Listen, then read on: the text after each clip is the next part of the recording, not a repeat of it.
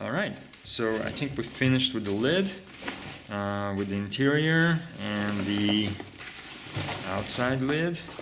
Now let's, and we also talked about the material of the pack, material differences. Now let's talk about the excellent water bottle pockets on the outside of the pack.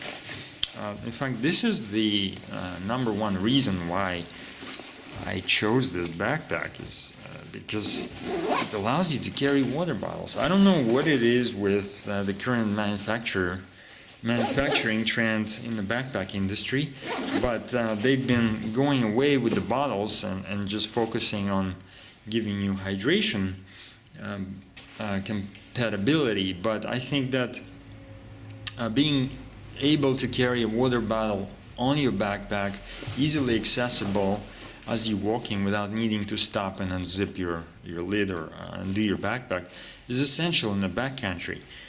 Because, like I said, a lot of people in the industry, in the guiding industry and outdoorsmen still don't use hydration bladders with a hose, and they prefer to have a water bottle. I'm one of them.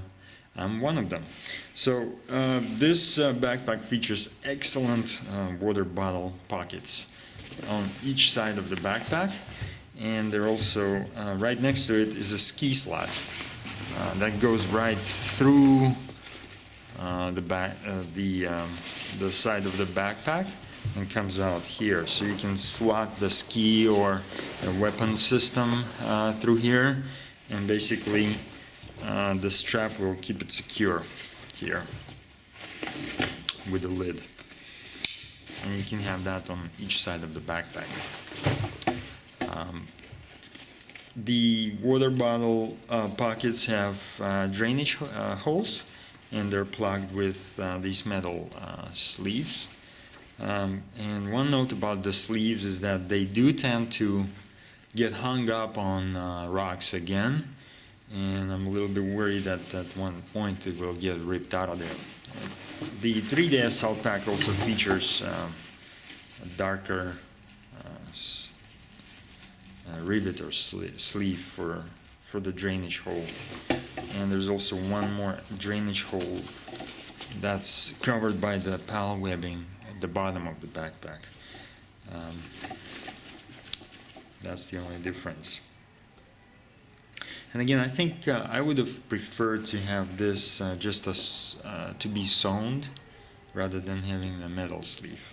I think it's good to have a drainage hole, especially in the water bottle pockets, but I just hope this can be a little bit improved. All right, now let's talk about the frame and how these backpacks work in the field in terms of weight carrying and distribution. They both feature a Futura frame. It's rated to 30 pounds ideally, and up to 40 pounds with live wing extension belt that gets installed on the hip belt. I chose not to purchase that because my main purpose for this bag is a day or overnight carry system, and also a backpack for traveling, and it worked exceptionally well for this purpose because the backpack can be really cinched down to accommodate the airline restrictions. Once on site, you can expand it to carry whatever you need. So that's a great backpack to have, and it serves multiple purposes. It's a little bit heavy to go climbing multi-pitch routes with, but it's a good bag to get your gear to the bottom of the cliff and then take a smaller day pack with you to the top. Now back to the frame. It features a yoke system inside here that keeps the back panel a certain shape, and there's a lumbar area that's nicely padded, and it curves around your back really nicely. So the shoulder strap design, I think, is excellent. And the only thing that I wish that were added here are the two D-rings on the shoulder straps for enabling you to carry more different things such as cameras and binoculars. The hip belt is integrated in the backpack. You cannot take it off, but it features an interesting concept design, which I really like, because it can be tucked away completely into the side pouch on the side of the bag. And the way it works is you just unclip this retainer clip on the side, and then there is a crease on the belt, which allows you to fold it inside of that pouch completely. Pretty cool idea, and it makes the bag really compact for traveling, or if you're wearing a harness and you don't want to have that hip belt dangling on the sides. And it's also very quick to do. There's nothing that needs to be velcroed, unzipped, anything of that sort needs to be done. And look at the way the bag looks now. It's a lot more simpler and easier to travel with. Now, one thing about the hip belt that you need to know is that once the bag is filled to capacity, the fit of the bag will not wrap around your waist any longer, around the hip belt area, and that limits the weight transferring capability of the backpack somewhat, but they sell a live wing system which will basically fix this problem for you. But essentially what happens is, as we talked about in other videos, my pet peeve with the backpacks that are not technical, a lot of times they will have hip belt coming out just like that from the side of the backpack, and when the bag is filled to capacity, what happens is the lumbar area gets really pushed out. When that happens, there's a dead space that creates around this area, and that limits the weight transferring capability of the backpack to your hips.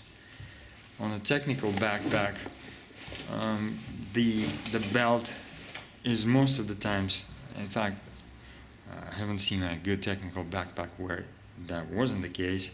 The hip belt always comes out of the lumbar area, so no matter how filled the bag is, you always have a good weight transferring capability retained. And let me just show you an example of such a bag. Here's an Arc'teryx backpack mirror, and you see where the hip belt originates right in the lumbar area. So no matter how much you stuff in the backpack, you will never pull the bag's hip belt away from your waist, limiting its weight transferring capability. So basically the hip belt will always be able to wrap around your waist everywhere, and eliminating any kind of dead spots, which in turn limit the weight transferring capability.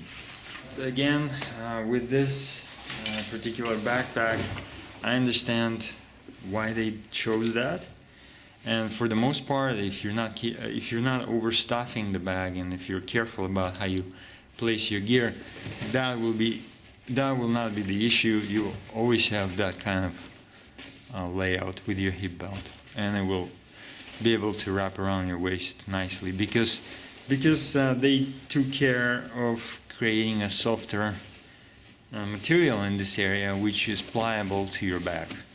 So it's sort of like the backpack just wraps around your back, around your hips, and the hip belt just comes out of there, out of the sides, and continues to wrap around your waist.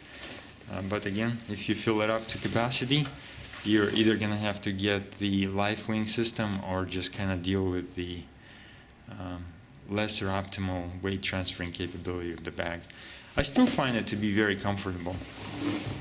Nevertheless, something to be aware of. On the 3-day assault pack, there was one issue that I had with the compression straps buckles. The original buckles were self-locking buckles, and that's the comparison right here. This is the original buckle, and this is the buckle that I replaced it with. I opened the case with Mystery Ranch, and they promptly sent me these buckles.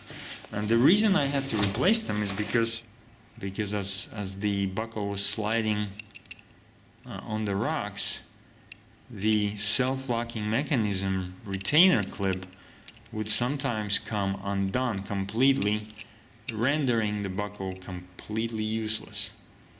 I mean, without these little retainer clips, the straps just slide out of it. And I really had a big problem with this, because once you lose the retainer clip, and if you don't find it, the buckle is completely useless. So I got fed up with that thing, and I emailed Mystery Ranch, and I got these buckles replaced with the old school regular retainer buckles. The problem is that at the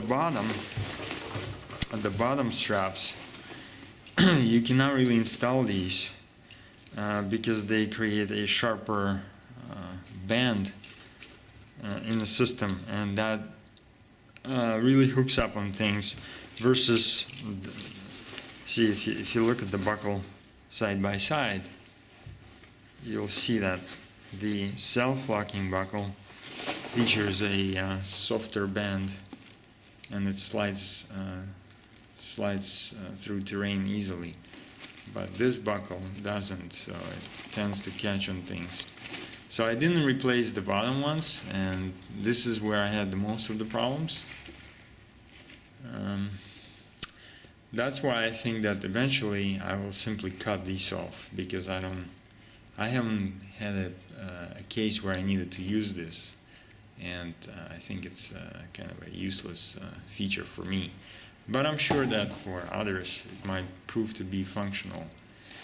And that's it, guys. I think that covers it, and if there's anything else, maybe I'll do another video.